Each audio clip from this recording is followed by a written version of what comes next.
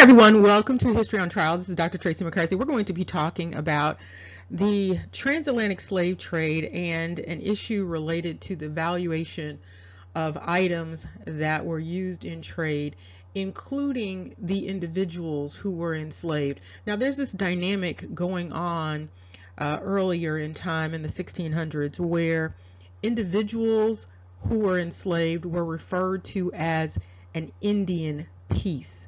Now, there is a suggestion in some writings that this is related to yards of fabric. However, other references using Indian refer to things like Indian corn and Indian wheat, suggesting that we are talking about Indians or individuals who would be First Nations out of the Americas. The question is, why would this phrase be used in order to put a value on the human beings who were supposedly coming from Africa into the Caribbean primarily during this particular discussion? Why was this phrase used for these individuals? So we're just going to look at a couple of references where this phrase is brought up, and then the definition that's given to this particular phrase of Indian piece. To get us started, we're going to look at some documents related to the history of the slave trade to America. And so this is very specific. This is slave trade to America. And this is from Elizabeth Donnan, and this particular document is from the 1930s. To get us started, we're going to look at this note, and it says that the French imitate the Spaniards in valuing slaves by the denomination of the Indian piece. And what is meant by this is a black from 15 to 25 years of age.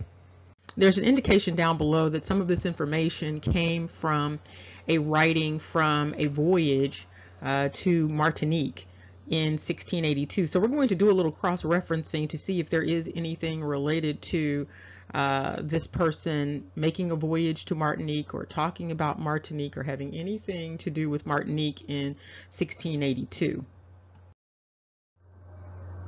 So we're going to cross-reference, and we see that in the Slave Voyages database there are some travels related to Martinique in 1682, and they are associated with this surname, B-A-R-B-O-T.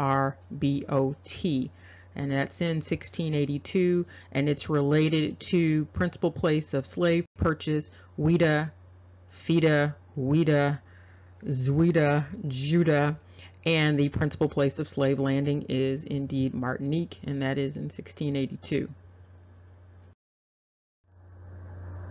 And here you see additional discussions about this Indian piece and related to the slaves, enslaved people at Fida, which is also Ouida, Zuida, Juida.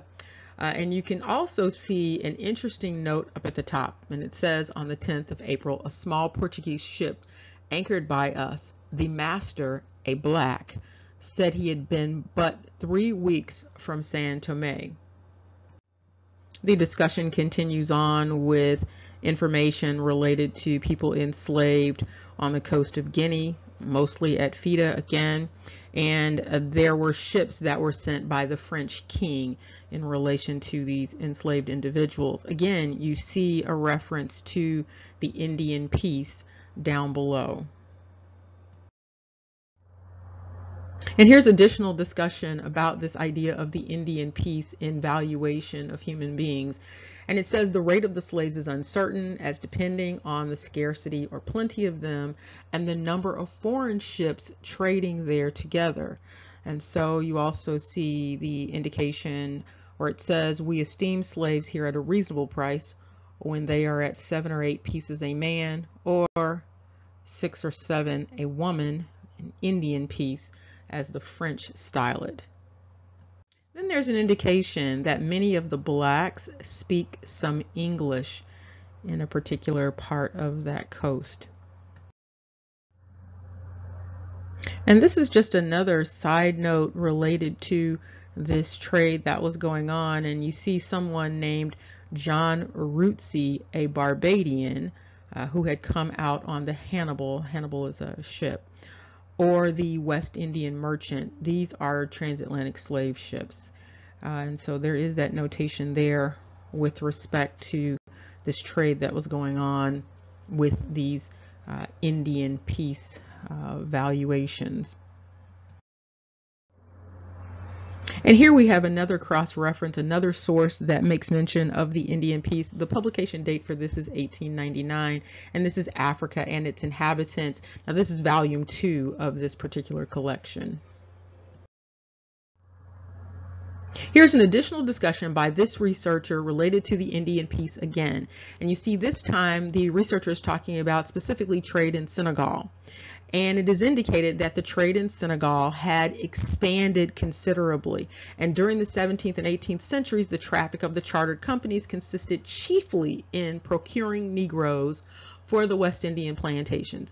If you are not familiar, the individuals on the west coast of Africa and throughout Africa were referred to as Negroes very often. And so you have here also in 1682, very specifically in quotation marks, an Indian peace is a Negro of prime quality. Now the question you should be asking yourself is, why is there this conflation in terms of terms between this idea of Indian and this idea of Negro? And then using this phrase Indian peace, even if they are talking about fabric, as they suggest at different points, why is there this reference to Indian peace and Negro together? Why is that the valuation of an individual? And why is it specifically this Indian peace? Why is this specifically attached to a Negro of prime quality?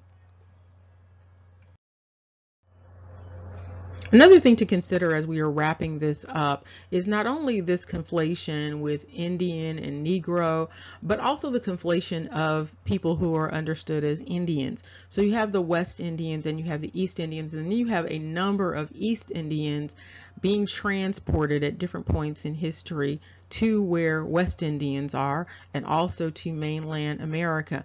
And when you look at the individuals, you can see that there is some conflation in terms of that phenotype between East Indians and West Indians, and those who are stereotypically seen as darker skinned American Indians.